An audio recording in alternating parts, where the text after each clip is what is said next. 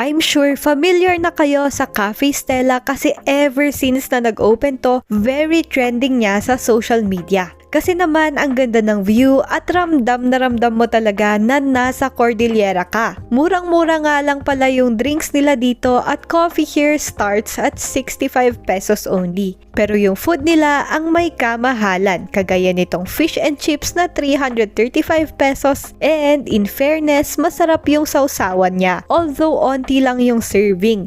Ang cakes naman nila here around 200 pesos per slice. And must try talaga itong ubi cake nila na from a very well-loved bakery in Baguio City. Sa tingin ko nga dahil nagsisimula pa lang sila, hindi pa ganun kapulido yung customer service nila kasi madalas may mga mix-up sila sa orders. But for me, it's always fun na tumambay dito dahil sa presko ng hangin and for the experience. Plus, may 5%